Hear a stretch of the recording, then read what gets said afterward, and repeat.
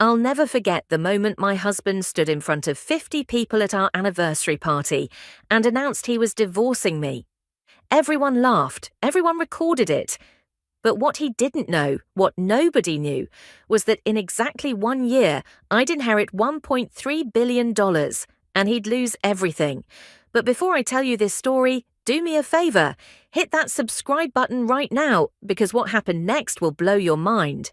Trust me, you don't want to miss how this ends. And drop a comment telling me, have you ever been underestimated by someone?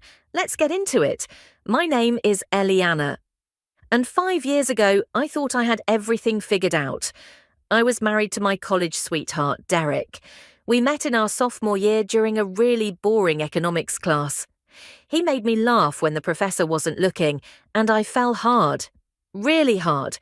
The kind of love where you think nothing can ever go wrong. After graduation, we got married in a tiny ceremony. Just close friends, cheap champagne, and a dress I bought on sale. We didn't have much money, but we had dreams. Derek wanted to start his own tech company. He had this vision, this fire in his eyes when he talked about it. And I believed in him with everything I had. We lived in a small apartment on the edge of town. The heating barely worked in winter, and the neighbours upstairs fought every single night. But I didn't care.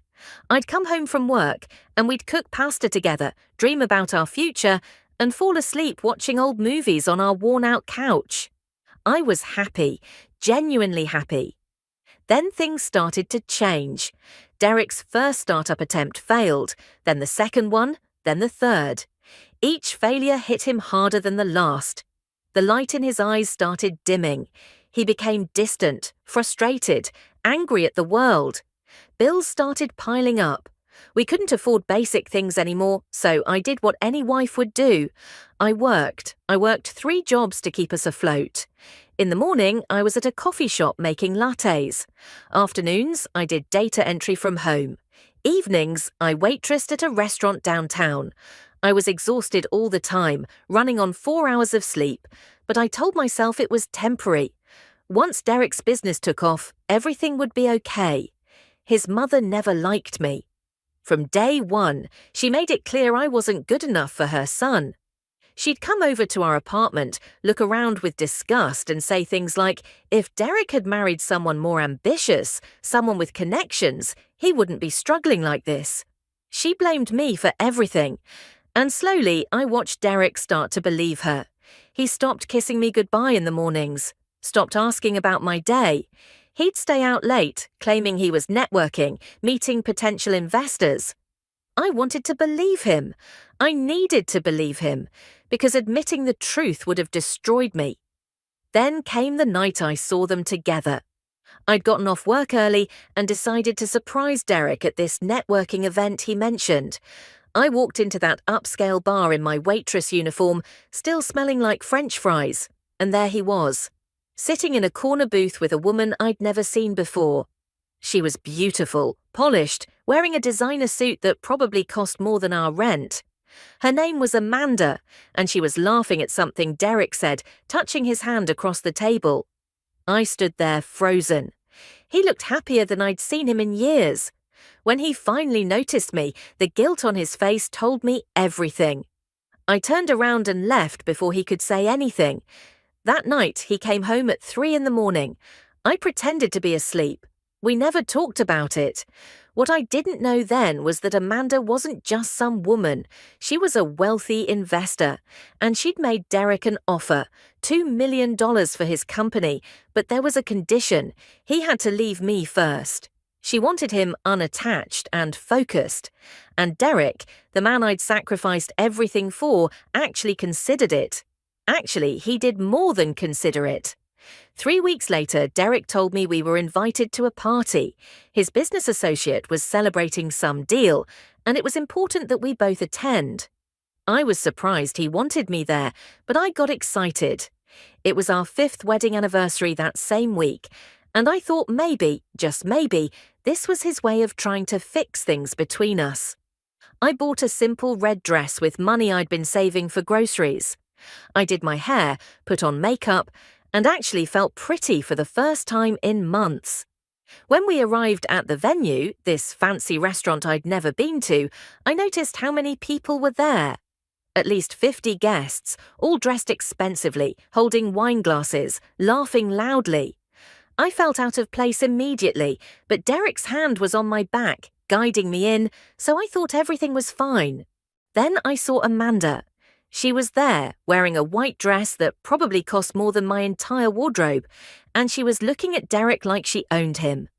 My stomach dropped, but I told myself I was being paranoid. This was a business party. Of course she'd be here. Derek left me standing alone while he mingled. I tried to make small talk with a few people, but they barely acknowledged me. I was the broke wife in the cheap dress, and everyone could tell. After about an hour, someone clinked a glass and the room went quiet. Derek was standing at the front of the room with a microphone in his hand. My heart started racing. Maybe he was going to acknowledge our anniversary. Maybe he was going to thank me for standing by him. Instead, he smiled at the crowd and said, "I have 2 big announcements to make tonight." Everyone cheered, encouraging him to continue. I smiled nervously, trying to catch his eye, but he wasn't looking at me. "First," he said, his voice clear and confident, "Amanda Chen has agreed to invest $2 million into my company. This is the break we've been waiting for, and I couldn't be more excited about this partnership." The room erupted in applause. Amanda stood up, waving gracefully, and people congratulated her. I clapped too, confused but trying to be supportive. Then Derek raised his hand to quiet everyone down again. "And second," he continued, and this time he looked directly at me, "I'm filing for divorce. Eliana, you'll be receiving the papers tomorrow morning." The room went silent for exactly 3 seconds. Then it exploded. People gasped, some laughed nervously, others pulled out their phones immediately, recording. I stood there, frozen, unable to process what he'd just said. This couldn't be real. This had to be a nightmare. Amanda walked up to Derek and grabbed his arm, smiling at the crowd like she'd won some prize. And then the worst part, Derek's mother stood up from her table, actually clapping, tears of joy in her eyes. "Finally!" she shouted. "My son deserves so much better than this." People were staring at me, pointing, whispering. Some were openly laughing. I could see phones pointed in my direction, recording my humiliation, capturing the exact moment my life fell apart.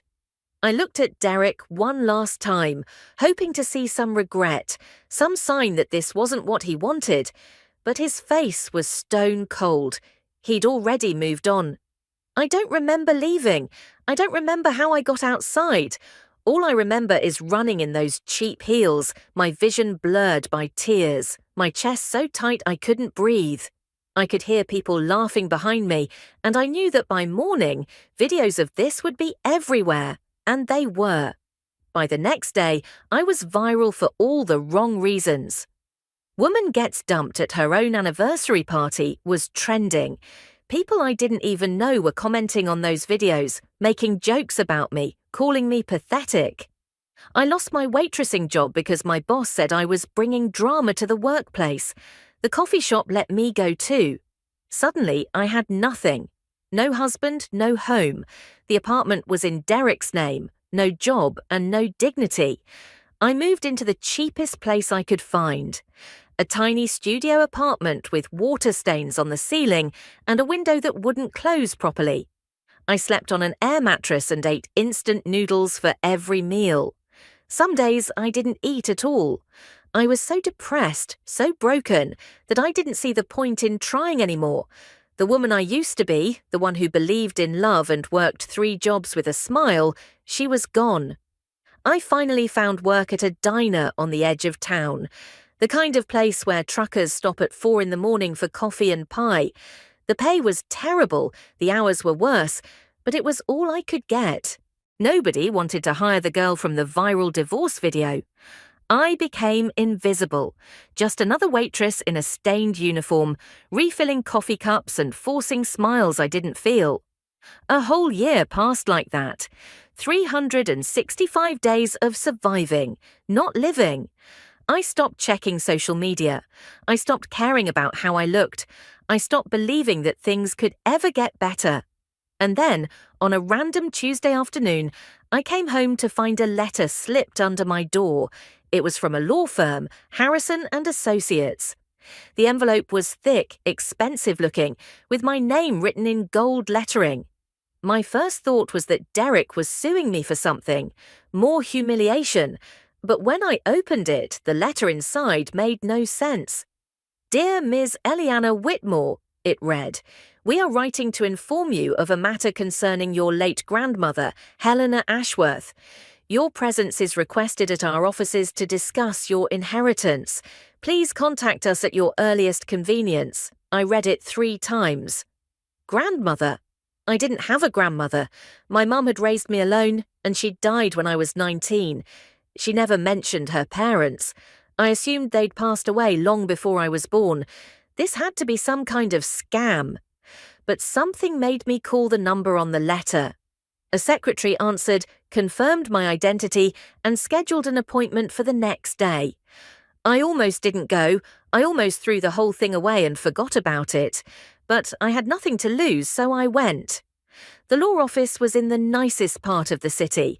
Floor-to-ceiling windows, marble floors, artwork that probably cost more than I'd made in my entire life. I felt completely out of place in my thrift store clothes, but the receptionist smiled warmly and led me to a conference room. A woman in her 50s walked in. Sharp suit, kind eyes, confident handshake. Her name was Patricia, and she was the executor of Helena Ashworth's estate. She sat down across from me and opened a folder that looked like it had 1,000 pages. I'm sure this is all very confusing, Patricia said gently. Let me explain. Helena Ashworth was your maternal grandmother. She and your mother had a falling out when your mother was 18.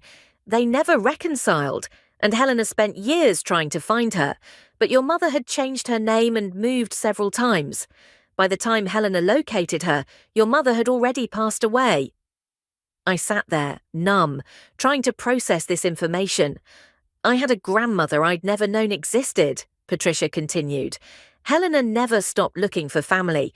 2 years ago, she hired a private investigator and found you. She watched from a distance, wanting to reach out but unsure how. She passed away 3 months ago, and in her will she left everything to you, her only living heir. Left what exactly? I asked, my voice barely a whisper. Patricia slid a document across the table. At the top, in bold numbers, was a figure that made my heart stop. $1.3 billion. I laughed, actually laughed out loud. This was insane. This was impossible. Patricia didn't laugh. She pulled out more papers, property deeds, account statements, business records. Helena Ashworth had built a real estate empire starting in the 1970s. She owned properties in 15 countries, commercial buildings, luxury residential complexes, hotels, shopping centres. She'd started from nothing, a single rental property she'd bought with money saved from working as a secretary, and built it into something massive. And now it was all mine. I cried. Right there in that conference room, I broke down completely. All the pain from the last year, all the humiliation, all the nights I'd wondered if life was worth living, it all came pouring out. Patricia handed me tissues and waited patiently. When I finally calmed down, she smiled and said, "Your grandmother left you something else too." She handed me a journal, old, leather-bound, filled with handwritten pages. Helena's journal. That night, in my tiny studio apartment, I read it cover to cover, and I learned that my grandmother's life had mirrored mine in the most painful way. She'd been married young to a man who'd used her, cheated on her, and left her for someone wealthier. She'd been humiliated publicly, lost everything, and had to rebuild from absolute zero. But she'd done it. She'd turned her pain into power, her humiliation into hunger, and her loss into legacy. On the last page, she'd written a message directly to me, as if she'd known I'd need it. Dear Eliana, if you're reading this, then you've walked through fire. I know because I walked through it too. But here's what I learned. True strength isn't shown when you're powerful and you destroy people who hurt you.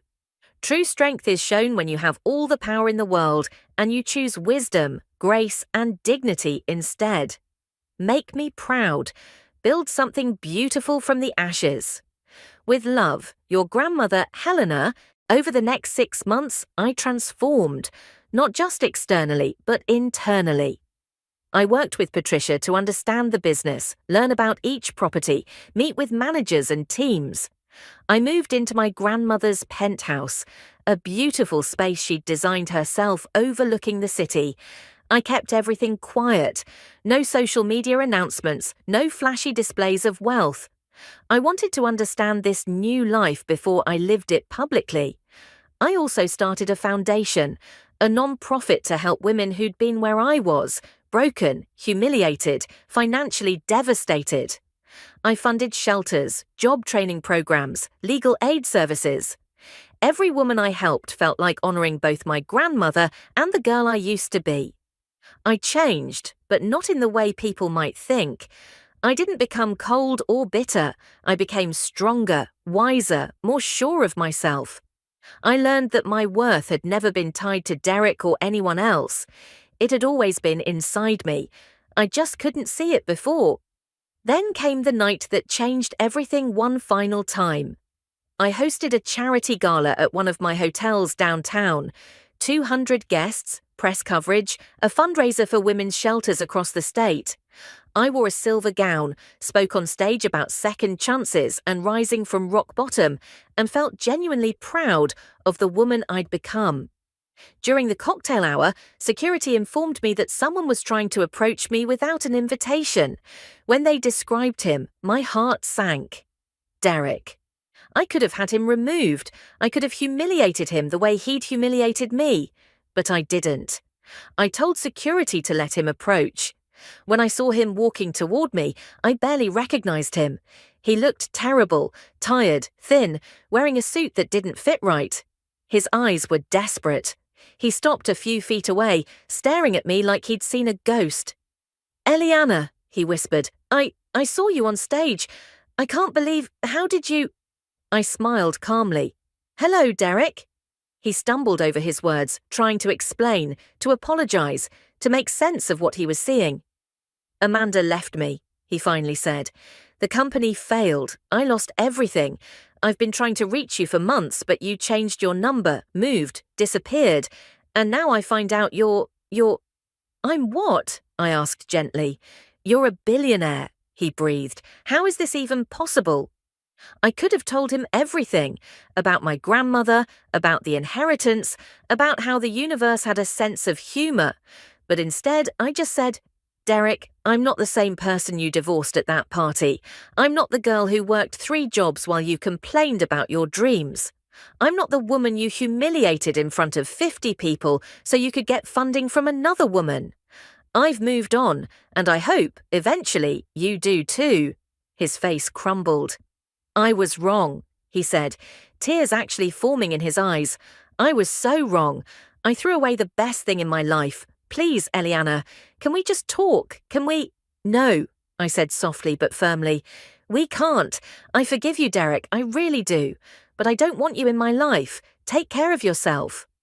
I walked away, and this time I didn't cry. I didn't fall apart. I didn't look back. Security escorted him out quietly, and I returned to my gala, surrounded by people who respected me, causes I cared about, and a future I'd built on my own terms. A year and a half after that party where Derek destroyed me, I stood in front of 200 people at my own event, not as the punchline of a joke, but as the host, the philanthropist, the CEO of a billion-dollar empire. And when the man who'd thrown me away came crawling back, I didn't need revenge. I'd already won by becoming someone he could never reach again. Here's what I learned through all of this. Your value doesn't decrease based on someone's inability to see your worth. The people who abandon you when you're struggling don't deserve to celebrate with you when you're thriving. And sometimes the worst thing that ever happens to you is actually the setup for the best thing that will ever happen to you. My grandmother taught me that true power isn't about destroying people who hurt you.